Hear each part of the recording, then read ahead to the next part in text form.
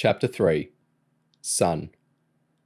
Unless they're away on a mission, every kid at CHERUB spends 5 weeks in the summer on the Mediterranean island of C. It's mostly a holiday, a chance to muck about on the beach, play sport, ride quad bikes over the sand dunes, and have a shot at being normal kids. But CHERUBs aren't normal kids. They could be sent on an undercover mission at any time. Even on holiday, they're expected to stay fit and do the odd training exercise. Like loads of CHERUBs before him, James found it easy to slack off when there was a beach on the doorstep and tons of other kids to muck around with. For the last 4 weeks, he'd skipped fitness training. He'd spent his days messing about on the beach and his nights watching DVD marathons while stuffing his face with popcorn and chocolate. When James got his training assignment, he ignored Kerry's advice to study it thoroughly and went out on a jet ski instead. James considered his folly as he sauntered through the sticky night air towards the CHERUB hostel. The physical training instructors were going to make his life a misery. Once you gave them a reason, they didn't let you off until you were back in top shape. James couldn't make any excuses. Amy, Kyle, and loads of teachers had warned him to exercise and take the training seriously. But he'd lost all sense of responsibility the second he hit the beach. Even after getting lost a couple of times, James and Bruce beat the midnight deadline for getting back. James had a grazed elbow where he tripped in a pothole in the dark, and they were both gasping for a drink. A bunch of older kids were having a moonlit barbecue in the gardens at the front of the hostel. Amy Collins came running over the lawn when she noticed James. She was beautiful, 16 years old, with long blonde hair. She wore denim shorts and a flowery top that stopped above the gold ring through her navel. "Nice paint job, boys," she giggled. "Gabriel and Kerry said they scrubbed the floor with the pair of you." "You're drunk," James said. Drinking alcohol wasn't allowed, but CHERUB staff turned a blind eye with the older kids, as long as they didn't go mad. "Just a teensy drop," Amy said. "We went out on a boat and caught fish." Amy spread her arms out to the size of a big fish, almost lost her balance, and doubled over in drunken hysterics. "You want barbecued fish?" she spluttered. "And there's fresh bread from the village."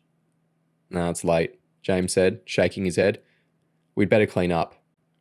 "We emptied the whole ocean," Amy giggled. "Anyway, I'm busting to pee. I'll see you two scumbags in the morning." As Amy staggered away, she thought of something and turned back. "Oh, James." "What?" "I told you so." James gave her the finger and wandered towards the main entrance of the hostel with Bruce in tow. The less contact they had with other kids, the less they would get flamed for mucking up the training exercise. They ducked down as they passed the recreation room, where about 30 kids were watching a horror movie on a projector screen. A couple of little red shirt kids snickered at their paint-spattered clothes as the boys walked upstairs to the second-floor bedroom that they shared with Gabriel and Kerry. The room was an L shape, with the girls' beds at one end and the boys around the corner at the other. It was basic compared to their individual rooms back at campus. Ceiling fans, tile floor, wicker chairs, and a tiny TV. It hardly mattered, because the kids were always busy and only used the rooms to wash and crash out. Kerry and Gabriel had been back a couple of hours. The TV was showing an episode of The Simpsons in Spanish, which both girls could understand. They kept quiet, not even commenting on the stench of sweat. "Well," James said. Kerry gave an innocent smile. "Well, what?" "I know you're going to start on us," James said, sitting on his bed and pulling off his trainers. "So go on, get it over with, rub our noses in it." "We'd never do that," Gabriel said. "We're nice girls." "My ass," Bruce said. Kerry sat up on her bed. She was pink and shriveled, like she'd just finished a long bath. James dumped his filthy polo shirt on the floor. "You better take that stuff down to the laundry when you've had your showers," Kerry said. "It'll stink the whole room out." "If you don't like my stink," Bruce said, kicking off his trainers, "you take it down there." He balled up his crusty sock and lobbed it onto Kerry's duvet. She flicked it away with the end of a biro. "So, how come it took you so long to get back here?" Kerry asked, trying not to grin. As soon as she said that, Gabriel started cracking up. "What are you laughing for?" James asked.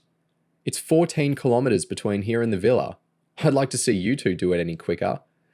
"They're so thick," Gabriel howled. "I can't believe it." "What?" James asked. "What's thick?" "Didn't you bother checking out the house?" Kerry grinned. "We couldn't hang around," Bruce explained. "We had to get back here by midnight." "There was money all over the kitchen cabinet," Kerry said. "What good could that do us?" Bruce asked. "And there was a working telephone," Kerry continued, "and a telephone directory." James was getting impatient. "So what?" "This isn't Outer Mongolia," Gabriel said, making a telephone receiver out of her hand and putting it to her ear.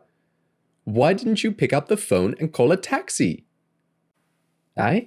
James gasped, turning around and giving Bruce a blank stare. "Taxi?" Kerry snorted, hardly able to get the words out over her giggles. Taxi. They're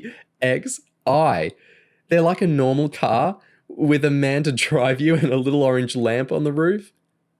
"Oh," James said bitterly, looking at Bruce. "Why didn't we get a cab?" "Don't have a go at me," Bruce said. "You never thought of it either." Gabriel was rolled up in a ball, laughing so hard the frame of her bed was shaking. "You two dickheads walked 14 kilometers when you could have called a taxi and been home in an hour," Kerry said, pedaling her feet in the air with delight. James's socks were bloody where they'd chafed on the long walk. His back and shoulders hurt from carrying the pack, his elbow was agony, and his legs still stank of dog mess, even though he'd washed it. One day, he would be able to laugh about this. But right now, he was ready to explode.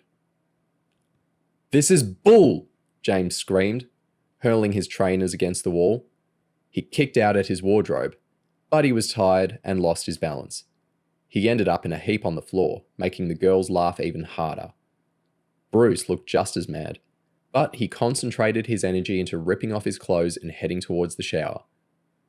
"Give us 2 minutes before we go in there," Kerry said, wiping tears of joy from her eyes. "I want to go to bed in a minute.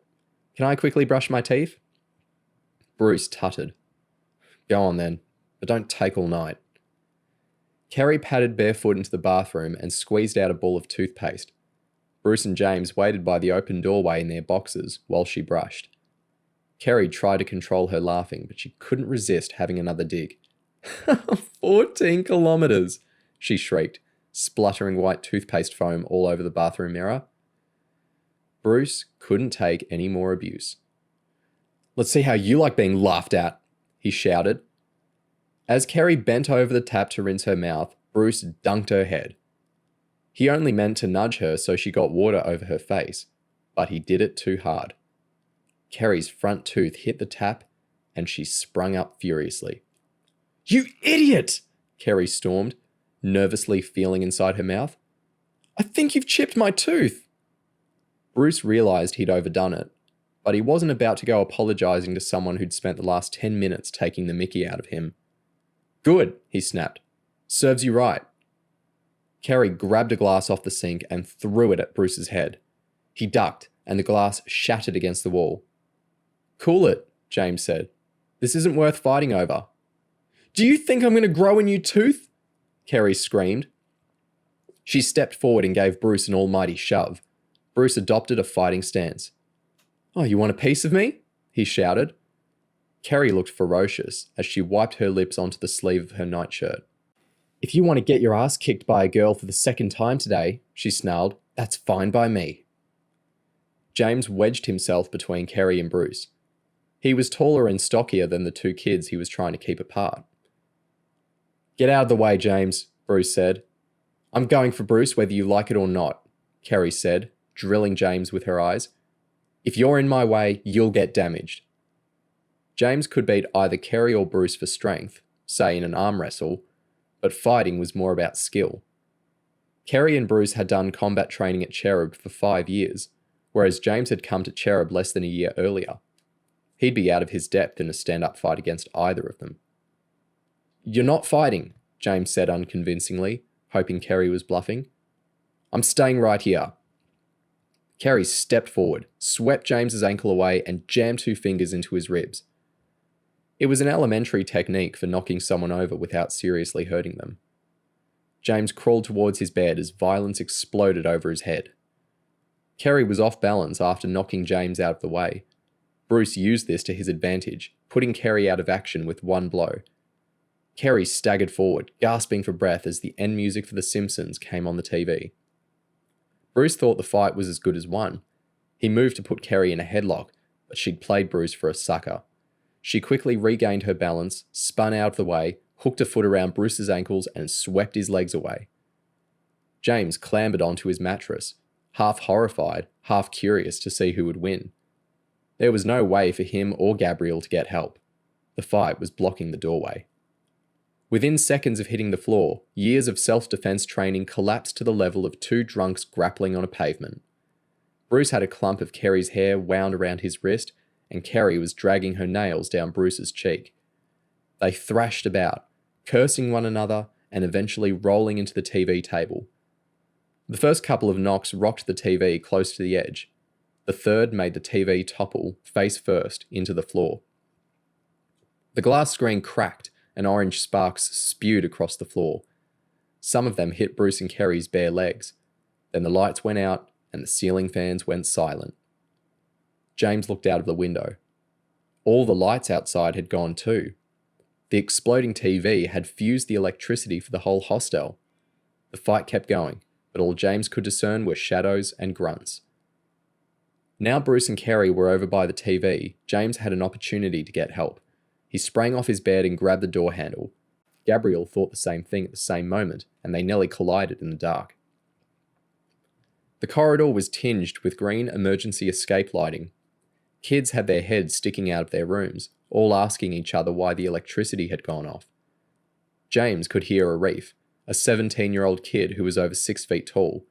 He was exactly what was needed to break up the fight. "Help us!" James shouted. "Bruce and Kerry are killing each other." That exact moment, someone reset the fuse and the lights came back on. Arif ran towards James's room, along with 20 other kids who wanted to get a good look at the action. Arif was first into the room, followed by James and Gabriel. Bruce was nowhere. Kerry was in the middle of the floor. Her face was twisted with pain, and she had her hands wrapped over her knee. "Oh, God," she sobbed. "Help me." Kerry had shattered her kneecap in training a couple of years earlier. It had been repaired with titanium pins, but it was still weak. Arif scooped her off the floor and sprinted downstairs to the first aid room. "Where the hell is Bruce?" Gabriel asked angrily. James shooed the onlookers out and slammed the door. He leaned into the bathroom. God knows, he's not in there. Then he heard a sob under Bruce's duvet. Bruce was a skinny thing, so when he pulled the covers up over his head, it was easy to assume he wasn't there at all. "Bruce?" James asked. "I didn't mean to hurt her knee," Bruce sobbed. "I'm sorry." "If you start a fight, people get hurt," Gabriel said severely. "That's how it works." James had more sympathy. He sat on the edge of Bruce's bed. "Leave me alone, James. I'm not coming out." "Bruce, come downstairs with me," James said. "Everyone loses their temper sometimes. I'm sure the staff will understand, and, speaking from personal experience, it's always best if you get your own side of the story in first." "No," Bruce sobbed. "Go away." Meryl Spencer, a retired Olympic sprinter who was James's handler, burst into the room. She'd been in bed and was wearing a nightshirt and unlaced trainers. "What's happened here?" Meryl shouted. "They got in a fight," James explained. "Bruce is under his duvet and won't come out." Meryl smiled. "Won't he now?" She leaned over the bed. "Bruce," she shouted, "you're going to have to face the music for hurting Kerry. Stop acting like a baby and get out of there." "Go away," Bruce said, tightening the duvet around his head. "You can't make me come out." "You've got 3 seconds," Meryl shouted, "or I'm going to seriously lose my temper." Bruce didn't move a muscle. "1," Meryl said. "2, 3. On 3, Meryl grabbed the tubular frame of Bruce's bed and tipped it onto its side. Bruce thumped onto the floor and Meryl whipped the duvet off him. "Stand up," she shouted. "You're 11 years of age, not 5. Bruce jumped to his feet. His face was a teary mess. Meryl grabbed his shoulder and shoved him up against the wall. "I want all 3 of you in my office. You're in serious trouble. This kind of behaviour is not acceptable." "Me and Gabriel didn't do anything," James pleaded. "We tried to break it up." "We'll discuss it in my office," Meryl said. She took a breath and realised that James and Bruce still stank. "You two have 10 minutes to shower, put clean clothes on and get downstairs. And if anyone starts up this hiding under the duvet nonsense again, I'll have them running laps until they puke every day for the rest of their miserable lives." Chapter 4. Grass. "What did you do this time?" Lauren asked. "When did you get back to campus? How come they sent you home early?" James was half asleep in bed, and he wasn't in the mood for his 9-year-old sister. Lauren had knocked on his bedroom door 3 times. When James ignored her, she picked the lock. The most irritating thing about living at CHERUB was that every kid knew how to pick locks. James was planning to buy a bolt next time he went into town. There's no way to pick a bolt. "Come on," Lauren said, sitting herself on the swivel chair at James's desk. "Spill the beans. Everyone saw the ambulance take Kerry to the medical unit." Lauren was James's only family since their mum had died the year before. James loved his sister, but he still spent a lot of his life wishing she'd go someplace and stick her head in a bucket. She could be a total pain. "Tell us," Lauren said sharply. "You know I'll just sit here bugging you until you do." James threw back his duvet and sat up, picking at a gluey eye. "Why are you up so early?" he asked. "It's pitch black outside." "It's 10:30, Lauren said, turning slowly around on the chair. "But it's raining." James swung out of bed and peered through the blind. Rain trickled down his window. The sky was grey, and the outdoor tennis courts were underwater. "Great," James said. "There's nothing like British summer to cheer you up." "You've got a good tan," Lauren said. "Mine's almost gone, and I've only been back from the hostel 3 weeks." "Best holiday I've ever had," James grinned. "We'll have to try and fix it so we can go at the same time next year. Me, Kerry, and about 6 other kids had this massive race on the quad bikes." "Racing's not allowed," Lauren said. "Isn't it?" James smiled, guiltily. "Anyway, there was a humongous crash. Me and Shaquille. You should have seen the state the bikes were in. Front tyres ripped off, petrol gushing everywhere. It was mad." "Did you get hurt?" "Shaquille twisted his ankle, that's all. I can't wait for next year." Lauren smiled. "We dared Bethany's brother to drive one of the quad bikes through the dining room. It was so funny when he got busted." "Anyway, are you going to tell us why they kicked your butts home early, or not?" James slumped miserably back on his bed, realising he was now about as far as you get from racing over sand dunes. "I got totally stitched up," he said. "Give over, James, you always say that." "Yeah, but this time it's true. Bruce and Kerry had a punch-up. They trashed our room, and Kerry busted her knee, but Meryl sent me and Gabriel home early as well. We've got to go and see the chairman this afternoon." "You must have done something," Lauren said. "Lauren, all me and Gabriel did was try to break the fight up. It was a total miscarriage of justice. Meryl wouldn't let me get one word in." "Makes up for all the things you haven't been caught for." Lauren grinned. "How's Kerry?" "She's in loads of pain. They had to do a medivac. Flew her home on a special plane because she can't bend her leg." "Poor Kerry," Lauren said. "I'll go and see how she is when I've got my uniform on. You coming?" "I've got karate class in a minute," Lauren said, shaking her head. "I want to be in top form when my basic training starts." "Oh yeah," James grinned.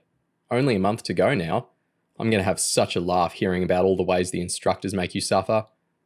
Lauren folded her arms and scowled at her brother. "You're not scaring me, you know." The medical unit was a 10-minute walk from the main building. When James got to Kerry's room, Gabriel was already there. "Look what your friend did to her," Gabriel said, as if it was somehow James's fault. Kerry was propped up on pillows beneath a nil by mouth sign. MTV blared from the portable TV hanging over her bed. She was on painkillers, but still had wet eyes and looked like she hadn't slept. James put Kerry's MP3 player on her bedside table. Thought some tunes might help take your mind off it, he said. Hope you don't mind me going into your room. No problem, Kerry said. Cheers. Has the doctor seen you? James asked. Kerry nodded, pointing to a light box on the wall. Show James the thingy, she said. There was already an X-ray mounted on the light box. Gabriel walked up and switched on the lamp. That's Kerry's kneecap, Gabriel explained, pointing to a round grey area on the X-ray. See the 4 black bars? James nodded. Those are the metal pins put in when Kerry broke her kneecap 2 years ago. When Bruce twisted Kerry's leg, that pin there shifted. So now Kerry's got a piece of metal sticking out the back of her kneecap. Every time she moves, the metal cuts into the tendons underneath. Yuck, James winced. Well, what can they do about that? They're taking her to hospital, Gabriel said. They're operating this afternoon. Kerry can't eat or drink before the anesthetic. They're going under her kneecap and cutting out the bent metal. The broken bone has grown back together, so the metal isn't doing anything now anyway. James felt queasy imagining surgical instruments poking around inside his leg. Oh, God, Kerry screamed. What? James asked, rushing over to the bed. Are you okay? It's nothing, Kerry said. I just moved my foot. This is actually more painful than when I broke my knee. She let out a low groan. James sat beside the bed and stroked her hand. Has Bruce been to see you? He asked. No, Gabriel huffed. Like that little jerk would have enough class to come and apologize. James, Kerry said, will you do us a favour? Of course, James said. Name it. Go and see Bruce. Tell him I'm not making a big deal out of this. You call this no big deal? James laughed. You're joking. I'm not, Kerry said. I don't want this turning into some massive feud. Remember I told you I broke Bruce's leg when we were red shirts? Sure, James said. It was in karate practice. Bruce fell awkwardly. I came down on him full force and crunched his leg. I never should have done something like that in a practice. Bruce was cool about it. He shrugged it off like it was nothing. Everyone does stupid stuff sometimes. Remember that one, James? Kerry held out the palm of her right hand. It had a long scar where James had stomped it during training. You can't hold grudges against people for every mistake they make, she said. Point taken, James said. I'll speak to him. James hated the row of plastic seats outside the chairman's office. If you had to see him for something good, Dr. McCafferty, usually known as Mac, let you straight in. When you were in trouble, he kept you hanging outside in suspense. James sat between Gabriel and Bruce. He was combed and deodorized, in his neatest set of CHERUB uniform, polished boots, army green trousers, and a navy t-shirt with the CHERUB logo embroidered on the front. The other two wore the same, except they were only entitled to wear grey t-shirts. Bruce had 4 red lines down his face where Kerry had clawed him. Kerry might have forgiven Bruce, but Gabriel wasn't talking to him. James felt like he was on a tightrope. Every time he said something to one of them, the other one huffed, as if he was siding against them. James realised it was easiest if he kept quiet. They waited a good half hour before Mac finally leaned in out of his doorway. He was in his 60s, with a neat grey beard and a Scottish accent. Come on then, Mac said wearily. Let's sort you 3 out. James led the way towards Mac's mahogany desk. No, come and look at this, Mac said, heading towards an architectural model standing on a table by the window. The kid stepped up to the model of a crescent-shaped building. It was 1 metre long, made entirely out of white plastic, with polystyrene trees and tiny white figures walking along paths outside. What is it? James asked. It's our new mission preparation building, Mac said enthusiastically. We're turning those shabby offices on the 8th floor into extra living space and building this beauty to replace them. Over 5,000 square meters of office space. Every big mission will have its own office with new computers and equipment. We'll have encrypted satellite links to our mission controllers all over the world, as well as to British intelligence headquarters and the CIA and DOHS in America. This model just arrived from the architect's office. Isn't it fantastic? The kids nodded. Even if they'd hated it, They wouldn't have wanted to get on Mac's bad side by saying so. Mac treated Cherub Campus like his own personal Lego set. He was always having something built or knocked down. It's an eco building, Mac enthused, lifting the plastic roof off so the kids could see the offices filled with miniature furniture inside. Special glass retains the heat, so it stays warm in the winter. Solar panels on the roof power fans and heat the water. When's it being built? Bruce asked. It's already being made in prefabricated sections in a factory in Austria, Max said. That way we can minimize the number of construction workers we have to let loose on campus. Once the concrete base is poured, the whole lot is bolted together in a few weeks. Fitting out the interior should be completed early in the new year. You wouldn't believe the amount of arm twisting I've had to do to secure the funding. It's really cool, James said, hoping his enthusiasm would translate into a lighter punishment. Anyway, I suppose I have to sort you three hooligans out, Max said. He clearly would have preferred to go on about his new building for the rest of the afternoon. Plant your bombs at my desk. The three kids sat in the leather chairs opposite Mac. Mac leaned over his desk, interlocked his fingers, and stared at them. I've already spoken to Kerry, he said. So what have you lot got to say for yourselves? It's well unfair that me and Gabriel got sent home, James said. We were the ones who tried to break the fight up. He noticed Lauren and her best friend Bethany with their noses squished against the outside of the window behind Mac's desk. As I understand from Meryl Spencer, Mac said, the four of you came back from a training exercise, went into your room and began taunting one another and bickering. Is that true? The kids gave a mix of shrugs and nods. Outside, Lauren and Bethany were sticking their tongues out and mouthing rude words. As far as I'm concerned, that makes all four of you responsible for what happened, Mac said. Gentle ribbing leads to teasing, which leads to nastiness, and, as in this instance, it sometimes leads to violence and an £8,000 bill for an air ambulance. While each of you is serving your punishment, I want you to reflect that you'd all be enjoying another 2 weeks of holiday if you'd had the sense to behave decently towards one another instead of winding each other up. Is that understood? The three kids nodded. James hated how Mac's way of twisting the facts around made him feel partly responsible for Kerry getting hurt. What made him even more annoyed was Lauren sticking a sheet of paper up to the window that said James sucks in giant black letters. Gabrielle couldn't stop herself smirking. By way of punishments, I want the three of you to report to the head gardener after you finish lessons every afternoon. We don't have enough staff to give the lawns the attention they deserve in the summer, but you guys putting in 2 hours mowing a day for the next month will certainly help. James groaned to himself.